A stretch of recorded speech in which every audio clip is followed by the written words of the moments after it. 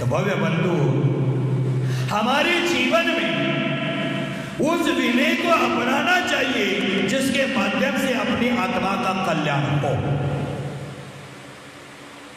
विनय और विनय का महत्व मनुष्य के जीवन में अनुपम है। विनय वह सोपान है जिस पर आरूढ़ होकर साधक मोक्ष महल तक पहुंच सकता है। विनय आत्मा का गुण है और विनय रुजुता का प्रतीक है। विनय, ध्यान से सुन लेना, विनय आत्मा का गुण है, विनय रुजुता का प्रतीक है। विनय है वह तत्व मंथन से उपलब्ध होता है, तत्व चिंतन से प्राप्त होता है। और विनय का अर्थ होता है सम्मान, आदर, पूजा, नम्रता आदि विनय के अनेक अर्थ है। विनय से हम आदर और पूजा को भी प्राप्त हो सकते हैं। साथ साथ विनय के माध्यम से हम विरोधियों पर विजय भी प्राप्त कर सकते हैं। क्रोधी, कामी, मायावी, लोभी सभी व्यक्ति विनय के द्वारा वश में आ सकते हैं, अपने काबू में आ सकते हैं। विनयी व्यक्ति होता है वह दूसरे को भली भांति जानता है, दूसरे के मन को भली भांति समझता है। और विनयी व्यक्ति की चाह हमेशा यही रहती है कि मेरा विकास हो और मेरे साथ साथ सामने वाले व्यक्ति के आत्म गुणों का भी विकास हो। अविनय है, अविनय में शांति का बिखराव है और विनय में शांति का केंद्रीकरण है। विनयी व्यक्ति की कोई आलोचना करता है, विनयी व्यक्ति की कोई निंदा करता है तो वह कभी उसकी चिंता नहीं करता। विनयी व्यक्ति की कोई गाली भी दे तो उनके प्रति भी वह व्यक्ति विनम्रता का व्यवहार करता है। विनयी व्यक्ति होता है वह हमेशा सुख शांति से जीवन जीता है। एक उदाहरण याद आता है, किसी नदी के किनारे एक जंगल में दो प्रकार के पेड़ थे, वो आपस में बात कर रहे थे। तो वह दो पेड़ है वो आपस में वार्ता कर रहे थे, बात कर रहे थे। एक पेड़ था वो बड़का पेड़ था, उसके अंदर में घमंड था, अहंकार था। और दूसरा पेड़ था बेत का पेड़। बड़का पेड़ अहंकार में आकर के बेत के पेड़ से कहता है तुम्हारे जीवन का क्या लाभ है, तुम्हारा अस्तित्व होकर भी नहीं जैसा है। मैं देख इतनी ठाठ बाट से जंगल में खड़ा हूं, आने जाने वाले हजारों पथिकों को मैं छाया देता हूं, वह तू नहीं कर सकता है। अगर कोई ग्रस्त आकर मुझे काट भी दे तो मेरी जो सूखी लकड़ी है उसका बैठने का पाटा बढ़ता है, गुरु जी के लिए सिंहासन बैठता है, छोटे बच्चों को झुलाने के लिए झूला बनता है, घर में प्रवेश करने के लिए दरवाजा बनता है, बच्चों को पढ़ाई करने के लिए टेबल बनता है। और इतना ही क्या कहे, कोई मर जाता है तो जलाने के लिए तेरी लकड़ी काम आती है, तेरी लकड़ी काम नहीं आती है। और जब भी आएगी तेरी लकड़ी काम में तो दूसरों को पीटने में काम आएगी। तो तेरी जिंदगी का क्या मतलब है, तेरा जीवन क्या है। और ये सब निंदा भरी बातें सुनकर भी का वृक्ष कुछ जवाब नहीं दे रहा था, शांति से खड़ा था। इतने में जोर से हवा चली, आकाश में काले काले बादल एकत्रित हो गए और जोरदार तूफानी वर्षा होने लगी। तूफानी वर्षा में बेर का पेड़ था, वो आखड़ में खड़ा था, और बेत का पेड़ था, वो हवा की झोंकों की तरह नम्रता से झुक करके धरती के चरणों का स्पर्श कर रहा था। तूफानी बरसात के कारण नदी में बाढ़ आई और नदी के प्रवाह में जो अकड़ कर खड़ा था बेर का पेड़, वो उखड़ करके नदी के प्रवाह के साथ बह गया। और नदी के प्रवाह में नदी के प्रवाह को अवरुद्ध न करने के कारण, पानी के प्रवाह के साथ झुकने के कारण बेत का पेड़ वही का वही खड़ा रहा और पानी की गति कम होने के बाद वही का वही आकाश को आलिंगन देते हुए वो बेत का पेड़ वही का वही खड़ा रहा। लेकिन बड़ का पेड़ इतना विशालकाय था, वो हजारों पतितों को छाया देता था।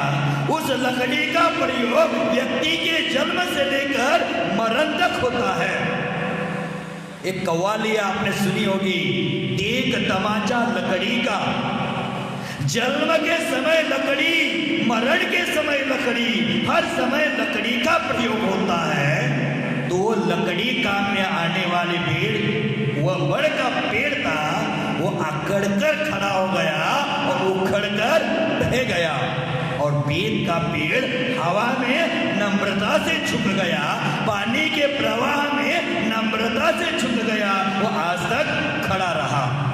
उसी प्रकार हमारे जीवन में भी हम घमंड से खड़े हो जाते हैं, अहंकार के कारण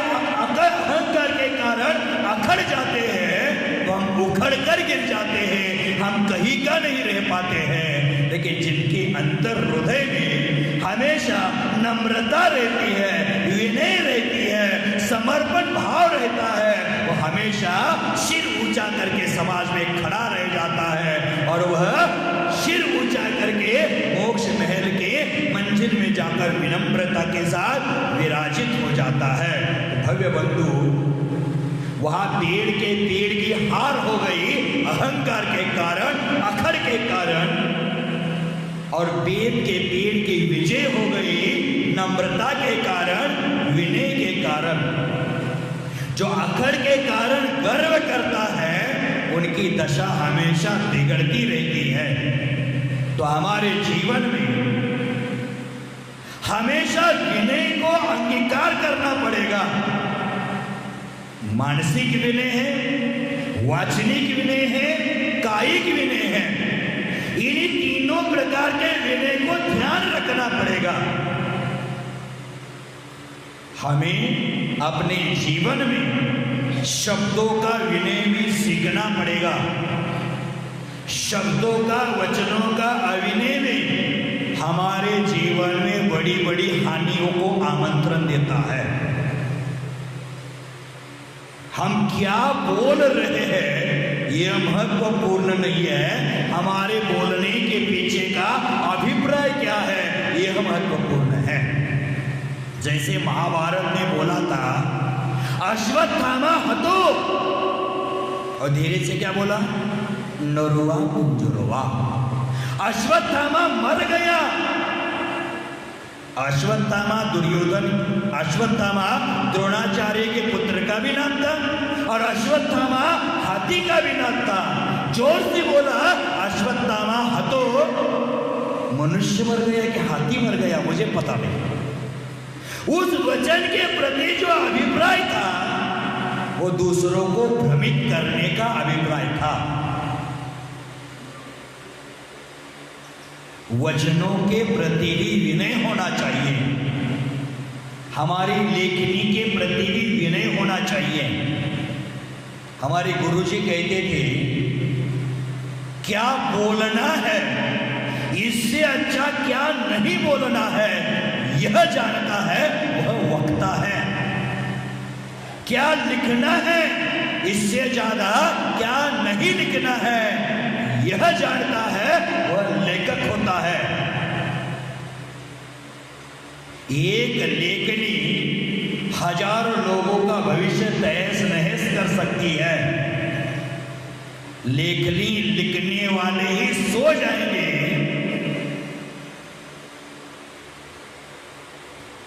तो धर्म का प्रचार प्रसार कैसे हो सकता है? जिनको मुझे इशारा करना था समझ गए, संजय बड़जात्या।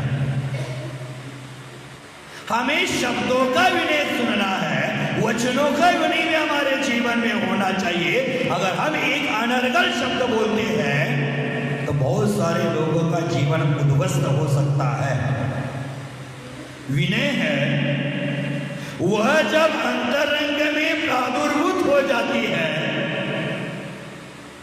तो उसकी ज्योति सब ओर प्रकाशित हो जाती है।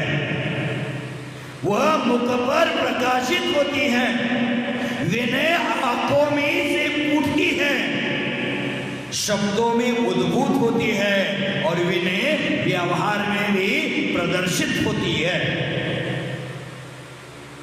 विनय ऐसा गुण है जो सभी प्रकार के विकास को चरम सीमा पर पहुंचा देता है। विनय ऐसा तत्व है कि वह अपने दुश्मन की भी विनय करने की कला सिखाता है। भव्य बंधु, एक बार का प्रसंग है। आचार्य भगवान विद्यासागर महाराज से किसी ने पूछा कि महाराज श्री, आपके पास इतने सारे लोग आया जाया करते हैं, आप उनकी विनय क्यों नहीं करते? वो आते हैं तो उनको बैठने के लिए क्यों नहीं कहते हैं? आप उनकी विनय क्यों नहीं करते? तो आचार्य श्री ने बहुत गंभीर जवाब दिया। आचार्य श्री ने कहा, अगर कोई मेरे पास आता है और मैं उसको बैठने के लिए कहता हूं तो आपको लगेगा आपने विनय कर दी। साधु के विनय में और श्रावकों के विनय में बहुत अंतर होता है। अगर कोई आता है और उसको मैं कहता हूं यहां बैठ जाओ, तो यह जगह मेरी है थोड़ी, यह जगह का मालिक मैं थोड़ी हूं, तो मैं कैसे कह सकता हूं यहां बैठो? मैं ही दूसरे की जगह में बैठा हूं, मैं कैसे कह सकता हूं दूसरे को यहां बैठने के लिए? दूसरी बात, कोई आकर मात्र दर्शन करके निकलने वाला हो तो मुझे, मैंने बैठने के लिए कहा तो मजबूरी में उसको बैठना पड़ेगा और आगे के उसके काम सब बिगड़ जाएंगे। और आने वाले हर व्यक्ति को मैं बैठने के लिए कहूंगा तो मैं जिस रूम में रहता हूं उस रूम में स्थान का आवा हो जाएगा, वहां से उठकर मुझे बाहर जाना पड़ेगा। अथवा जाते समय में किसी को कहूं आप जाओ, तो कार से जाएंगे, बस से जाएंगे, ट्रेन से जाएंगे, फ्लाइट से जाएंगे और वहां जितनी जीवों की हिंसा हो जाएगी उसका दोष मुझे लग जाएगा। अगर मैं किसी को जाने की अनुमति करता हूं जो कार से, ट्रेन से, फ्लाइट से जाएगा, जिन वाहनों से जाएगा उन वाहनों का पहले ही मैंने त्याग कर दिया है, उस वाहनों में बैठने की अनुमति मैं कैसे कर सकता हूं? क्यों तारा बाबू, आरा जाना है, हम ये करना चाहते हैं, मैं अनुमति कर सकता हूं? यह हिंसा की अनुमति हो गई तो गुरुजी ये हिंसा की अनुमति नहीं करते हैं। जो पूर्व में त्याग किया है उसकी अनुमति साधु नहीं कर सकता है। जिस साधु ने राग द्वेष के कारण परिवार का त्याग कर दिया, राग द्वेष के कारण व्यापार का त्याग कर दिया, वह साधु व्यापार वृद्धि का मंत्र नहीं बता सकते। जिस परिवार का त्याग उन्होंने कर दिया है उस परिवार को बढ़ाने वाले शादी ब्याह की अनुमति साधु कर नहीं सकते हैं। जो स्वयं ब्रह्मचारी है, एक बार स्त्री पुरुषों का संपर्क आने से 9 करोड़ जीवों की हिंसा होती है, ऐसे हिंसात्मक कार्यों का साधु कैसे उपदेश दे सकता है? बहिरंग का विनय करना ही विनय संपन्नता नहीं, अपने आप में अपना विनय करना ही विनय संपन्नता है। अपने आप में अपने व्रतों को सुरक्षित रखना ही ये विनय संपन्नता है। तो आचार्यों ने कहा है कि गुरुओं का काम हमेशा कल्याण का संकेत करना होता है, कल्याण का उपदेश देना होता है। वो हमेशा हाथ से कल्याण के लिए आशीर्वाद देते रहे और मुख से अनेकांतमय रूपी रत्नों की वर्षा करते रहे। यही साधुओं का काम होता है। किसी को कुंडली मिलाने का साधुओं का काम नहीं, किसी की शादी ब्याह की अनुमति करना साधुओं का काम नहीं, किसी के लिए व्यापार वृद्धि के मंत्र यंत्र देना ये साधुओं का काम नहीं। महाराज श्री धर्म को जोड़ने के लिए करते हैं, अच्छा है ना। धर्म लोभ के त्याग में है, लोभ से जोड़ने में कोई धर्म नहीं है। धर्म से भी किसी को जोड़ना है तो लोभ देकर मत जोड़ देना, उसको ज्ञान के माध्यम से धर्म से जोड़ना चाहिए। यही विनय संपन्नता का अंग है।